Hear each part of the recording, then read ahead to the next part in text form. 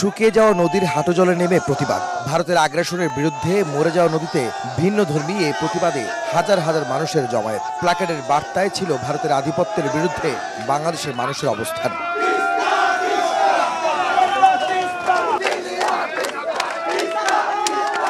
ভারতের উজানে একের পর এক বাঁধ নির্মাণ করে ভাটির দেশ বাংলাদেশকে পানি থেকে বঞ্চিত করার অভিযোগে লালমনিরহাটের তিস্তা নদীতে এই কর্মসূচি। কৃষক, শ্রমিক জনতার সঙ্গে অংশ নেন রাজনীতিবিদ, সামাজিক সাংস্কৃতিক অঙ্গনের মানুষও। বঞ্চিত মানুষের দাবি, এই দাবি যদি বাস্তবায়ন করা না হয় তাহলে আবারও আমরা এর থেকে কঠোরতর কর্মসূচি দিতে বাধ্য হব। 2 দিনব্যাপী তিস্তা নদী রক্ষা আন্দোলনের দ্বিতীয় ও শেষ দিন সকালে লালমনিরহাটের তিস্তা ব্রিজ থেকে শুরু হয় পদযাত্রা। লাখো জনতার অংশগ্রহণে প্রতিবাদ জানানো হয় আন্তর্জাতিক আইন অমান্য করে ভারতের বাঁধ নির্মাণের। 3 কিলোমিটার পথ পাড়ি দিয়ে রংপুরের কাউনিয়া বাজার ঘুরে আবারও লালমনিরহাটের তিস্তা ব্রিজে এসে শেষ হয় পদযাত্রা। অর্ধেক পাউডারে দ্বিগুণ উজ্জ্বলতা। নতুন রিন অ্যাডভান্সড অর্ধেক পাউডারে দ্বিগুণ উজ্জ্বলতা। জাগো বাহে তিস্তা বাঁচাও, এই আন্দোলন নিয়ে, এই স্লোগান নিয়ে তিস্তার এই ব্রিজের উপর দিয়ে পদযাত্রা চলছে।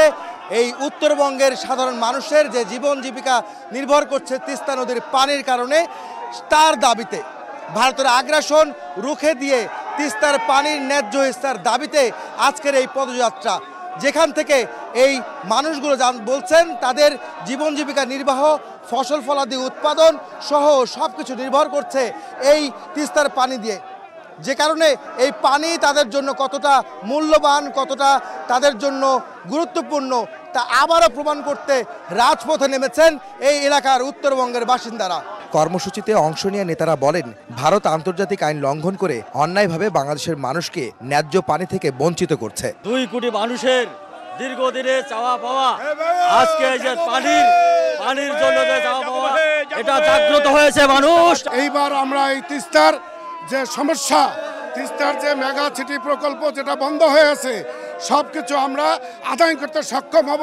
তিস্তার পাওনা বুঝে না পেলে আন্দোলন অব্যাহত থাকবে, আসবে কঠোর কর্মসূচি। আন্তর্জাতিক নদী আইনে আমাদের পানির যতটুকু হিস্সা সেটা আমাদেরকে দেয়া হোক।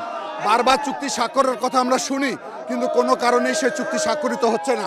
2 দিনব্যাপী এই কর্মসূচি চলছে উত্তরবঙ্গের 11টি স্থানে। অংশ নিয়েছেন কুড়িগ্রাম, নীলফামারী, রংপুর, লালমনিরহাট ও গাইবান্ধা সহ উত্তরের সব জেলার মানুষ।